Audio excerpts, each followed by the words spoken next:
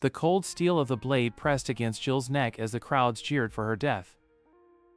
Prince Gerard watched from his high balcony with a look of utter indifference.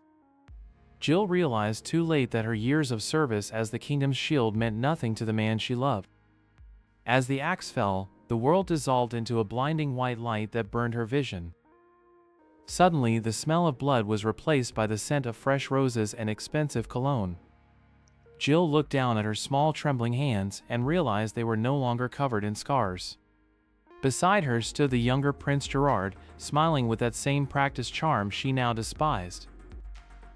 He was about to ask the question that would seal her fate for the next 6 years.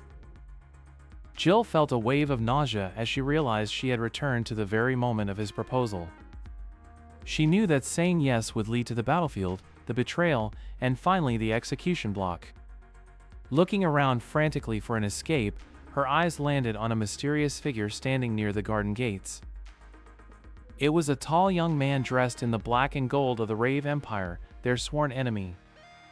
This was Hadis Teos Rave, the man history would remember as the Emperor of Destruction. Without a second thought, Jill pushed past Gerard and sprinted toward the stranger. Gerard called out to her in confusion, but she didn't even bother to look back. She reached the tall man and grabbed the hem of his dark robes to get his attention. Hadis looked down at the tiny girl with a bewildered and almost shy expression. "Your Majesty, please marry me instead," Jill yelled at the top of her lungs. The entire garden fell into a deafening silence as the guards and the prince froze in place. Hadis blinked slowly, his golden eyes wide with total shock. "Me?" he whispered, his voice cracking as if he had never been spoken to so directly. Jill nodded firmly, knowing that even a supposed monster was better than a guaranteed traitor. Gerard rushed over, demanding that the guards seize the foreign emperor for kidnapping his fiancée. To Jill's surprise, Hadis didn't draw a weapon, but instead pulled her gently behind his cloak. A dark purple aura began to radiate from his body, making the very ground tremble beneath them. "The lady has made her choice," Hadis said with a voice that suddenly carried the weight of 1,000 dragons. Before anyone could react, a massive gust of wind swirled around them, obscuring everything in dust. Jill held on tight, feeling her feet leave the ground as they were swept into the sky. Above the palace, a black dragon made of pure energy materialized to carry them away. By the time the wind died down, Jill found herself on the deck of a massive flying ship. She was miles away from the capital and the man who had ordered her death. Hadis approached her, looking much less like a terrifying emperor and more like a confused teenager. "Why did you do that?" he asked, his voice filled with a genuine, lonely curiosity. Jill looked him in the eye and told him that she needed a hero, even if everyone else called him a villain. Hadis turned away to hide the blush creeping up his neck, clearing his throat loudly. He told her that being with him meant being an enemy of the entire world. Jill simply replied that she had already fought the world once and didn't mind doing it again. As the ship sailed toward the Rave Empire, Jill felt a sense of freedom she hadn't known in years. However, she knew that changing the past would have unforeseen consequences for the future. Back at the palace, Gerard stared at the spot where they vanished, his eyes burning with a dark, vengeful obsession. Far away in a dark temple, an ancient statue of the goddess Kratos began to crack. Jill had escaped her execution, but she had just stepped into a war that was much older than her own life. A sudden booming roar echoed from the depths of the ship, making the wood beneath her feet groan. Hadis's eyes suddenly glowed with a violent purple light, and he collapsed to one knee. Jill realized with horror that the curse of the Dragon Emperor was already taking hold of him. The dark purple miasma swirling around Hadis's hands began to pulse with a life of its own. Jill stepped back as the cold wind whipped her short hair across her wide, startled eyes. She realized that the prophecy of the Dragon Emperor's descent into madness was happening much sooner than in her previous life. Grabbing his hand, she forced the magical energy back with the sheer willpower of a seasoned warrior. Hadis blinked as the shadows dissipated, looking down at the young girl with a mixture of awe and confusion. Their moment of respite was cut short by the heavy thud of armored boots echoing through the stone corridor. Duke Beale appeared from the shadows, his face twisted into a mask of false concern. He claimed that the Emperor was unwell and needed to be confined for the safety of the realm. Jill stood in front of Hadis, drawing a concealed dagger she had swiped from the kitchens earlier.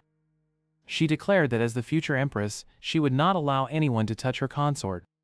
Hadis watched from behind her, a small genuine smile tugging at the corners of his lips for the first time. Beale's men moved forward, their spears leveled at the young girl who dared to defy a high noble. With the agility of the veteran soldier she once was, Jill parried the first strike with effortless grace. She used the soldier's own momentum to trip him, sending him crashing into his companions. Beale retreated in shock, realizing this child was far more dangerous than she appeared.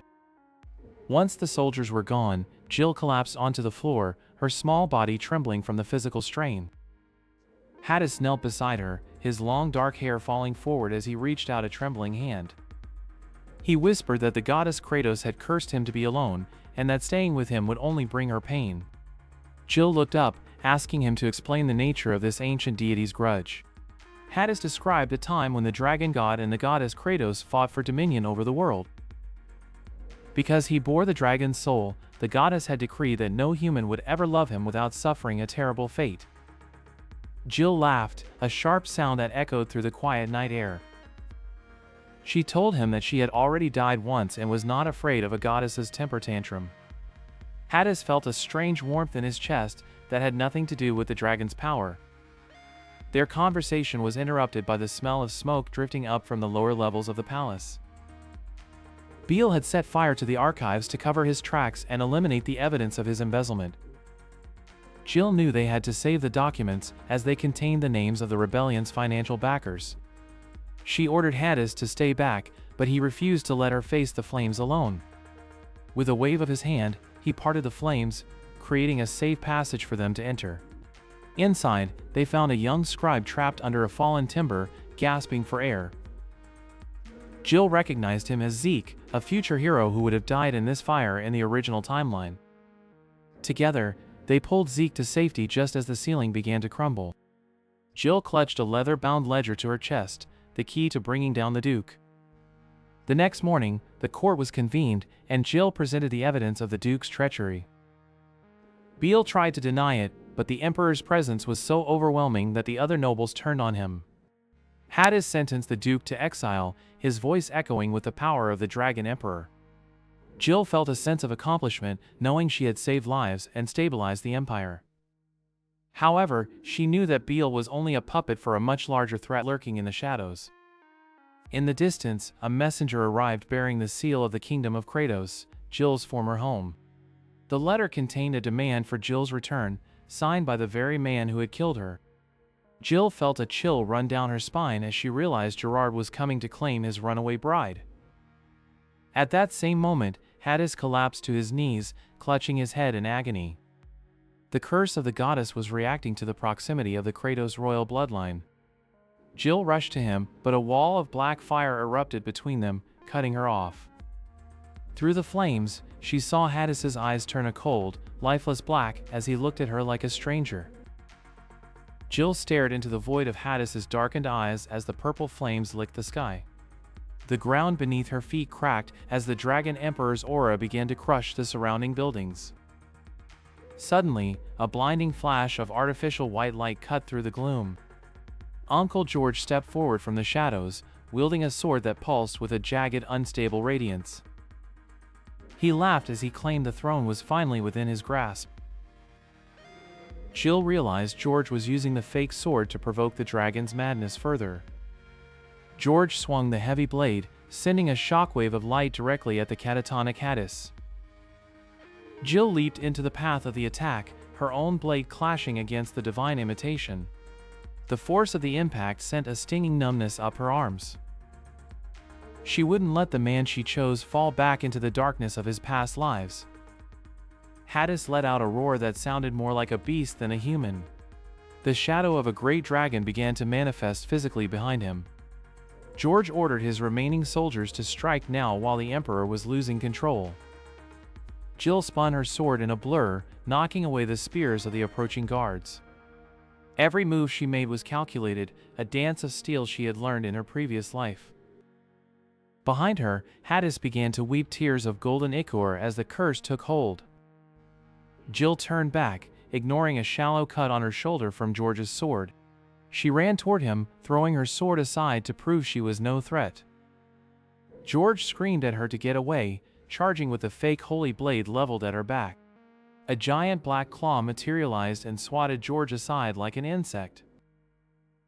Jill reached Hadis and wrapped her small arms around his waist. She whispered that she was here and that he was no longer alone in the dark. A brilliant blue light began to radiate from the ring Hadis had given her. The dark purple flames began to turn into harmless flower petals in the wind. Hadis's eyes slowly regained their golden warmth as he looked down at her. He placed a trembling hand on her hair, his voice barely a whisper. George struggled to his feet, the fake sword cracked and leaking dark smoke. Hadis turned toward his uncle, his presence now calm but terrifyingly absolute.